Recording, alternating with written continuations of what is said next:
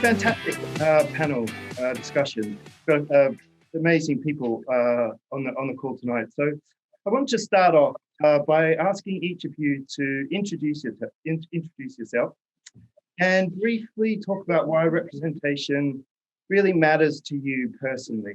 I thought perhaps Tanya, if you could start, that would be great. Hi everyone, my name is Tanya Compas. My pronouns are she, they.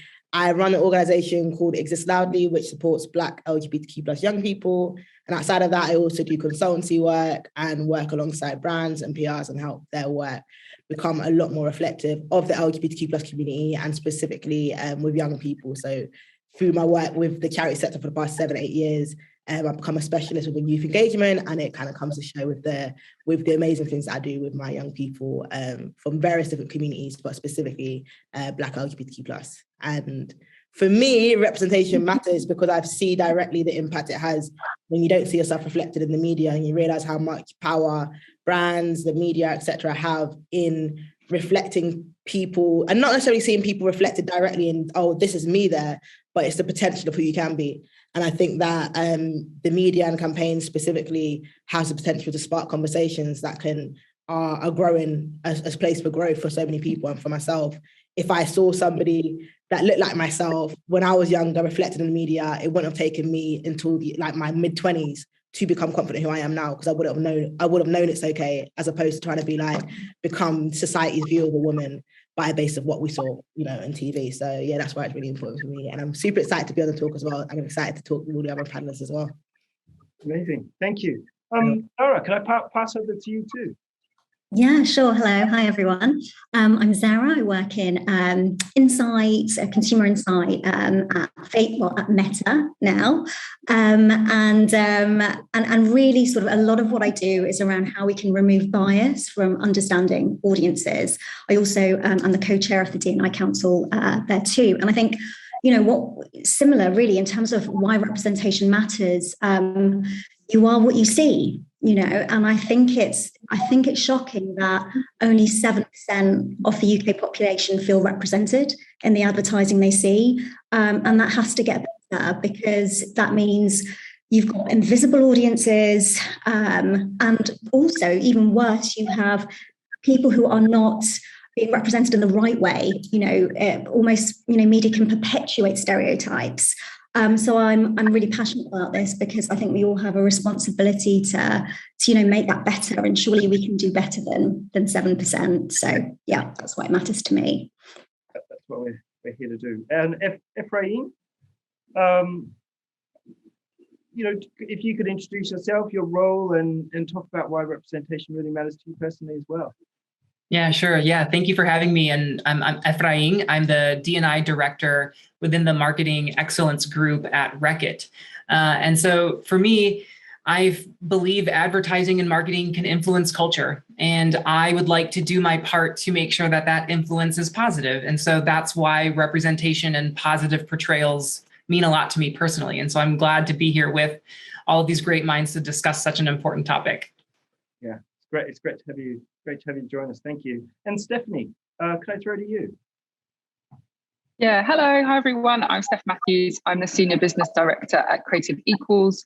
We are a global inclusion consultancy that work with brands and looking at how we can embed diversity, equity, and inclusion into their brand and business DNA ultimately. I think representation matters for me personally because of my identity. So I identify as a queer, mixed race woman, but I haven't always felt very comfortable with that identity, neither my sexuality or my ethnicity. And I have to say, kind of growing up, I really did look at the media. I looked at popular culture. What were kind of brands telling me about what was kind of right or what they deemed were right? So I definitely I can see the impact and the influence that brand and media have on really kind of shaping who I am as a person and my identity and the rest of the LGBTQ plus community. Yeah, fantastic. And Matt. Yep, so I'm Matthew Ashton. I'm Vice President of Design at the Lego Group. So that means I'm responsible for the team that brings all of our products to kids around the world. And I'm also personally responsible for designing Everyone is Awesome set, which is our very, very first LGBTQ focused product. So super proud that we've been able to do that. I think for me personally, I grew up in the 80s, decades ago now, but I really felt really different to all of the other boys that I knew, didn't really understand why I was different and didn't know any gay people, couldn't recognize or see myself in any TV shows or any media or any products or anything like that. And I found that sort of so isolating in a way that I just felt I'm the only person like this. Nobody else is going through the same things as me. Nobody's got the same problems as me. And that in many ways made me try to behave, to fit in, hide all my mannerisms, hide everything that was true to me, which can be quite suffocating in a way. So I don't want any other kids to feel like that in their lives, and the Lego Group feels the same. So that's why we've started creating products like this to hopefully make a difference, because I think we feel as a global toy brand, it's our sort of responsibility to build a better world for all kids out there. So that's it from me. Yeah, amazing. And I wanted to pick up on that with you, because in terms of the driving force and why you already touched on it, about sort of your experience and perhaps why you wanted to create the piece. But I wanted to get under the skin a little bit in terms of the drivers. Like, was it a personal, was it a business piece? Were there other drivers behind the work?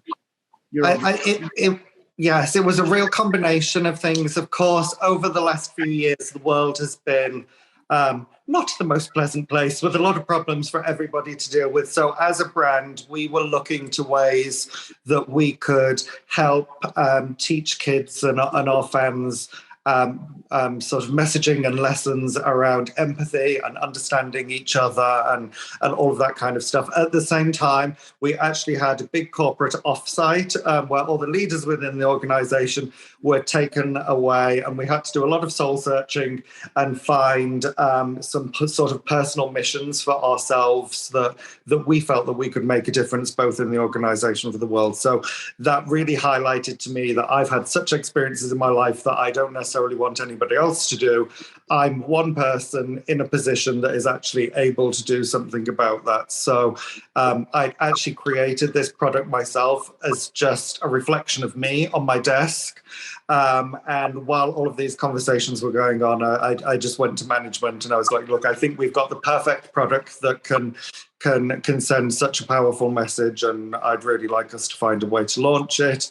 And luckily, everybody was fully on board, and we just made it happen. So, and I think that's really opened the door to a lot of sort of impactful products and campaigns and things that we can do moving forward. Mm-hmm. Yeah. Amazing. Efrain, I'd like to pick up with you in terms of what representation in media marketing, what sort of role that can play in changing attitudes towards the LGBTQ plus community or other diverse groups. Yeah, so it's a big question, right? So let me try to break it down because maybe it might help the answer. So media and marketing, I'll start with media. I believe if a brand really cares about a community, it's also going to think about where it invests its dollars. Is it investing in spaces and places that are uplifting the voices of the LGBT community? Is it supporting LGBT journalism? Is it supporting the fight that the LGBT plus community faces every day? I think it's imperative that if brands say we care, we should also invest like we care. And so that's why I think representation in media, and when I say media, I mean the doll hairs, it's important to make sure that we're also supporting that community there. So let's talk about marketing. I mentioned earlier why I'm so passionate is I believe it can influence culture. And so I think we are able to really influence culture in positive ways. And where we have brands, and Reckitt has a portfolio of brands, where we have brands where we live and play in the same spaces that the LGBT plus community fights to survive and fights to be seen. there's an obligation for us to make sure that we include them in those narratives. And so when I think about that, Durex is a brand within our portfolio, and sexual equality, sexual wellness, sexual literacy are all challenges that the LGBT community faces, and directly where my brand Durex plays. So we have an obligation to make sure that representation is a part of our journey and communication, so we can positively influence the discourse that happens around those places, knowing this particular community, the LGBT community, has a very steep hill to climb. Yeah. Amazing. And Stephanie, from your point of view, I wonder, with your experience at Creative Equals, do you have any builds on what Matthew and Efrain have talked through? Yeah, and absolutely. And I'd actually love to share a personal story. I always like getting personal. I think that the media has been so impactful. It actually kind of made my mum accept who I was when I came out. So when I came out, my mum disowned me because she's quite religious. She's Indian Guyanese, and her church, her church didn't see the LGBTQ plus community. So we had quite a few challenging years where we didn't talk. But my mum was a very avid Coronation Street viewer. For those that don't know, it's the TV show on ITV. And there was a storyline woven into there about Sally Webster's daughter, who came out and was a lesbian. And I know that really, really influenced and impacted how she thought about me, because in her eyes, having that storyline in a mainstream TV program immediately took away the shame and normalized it. So for me, it's just that whole idea of media and brands and storylines and narratives really being able to influence how people perceive us. It is just so incredibly powerful, and we have such an opportunity on our hands here. Thank you so much for sharing that with us. I think because as marketeers, we work with brands and businesses, so ultimately we have to ensure that anything we do also makes business sense.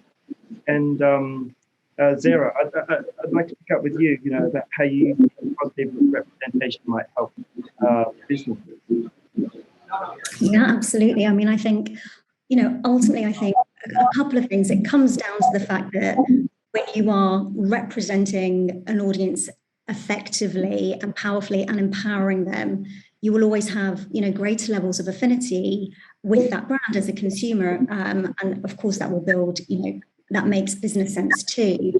But I think what's really interesting is System 1 last week just released a piece of research on feeling seen.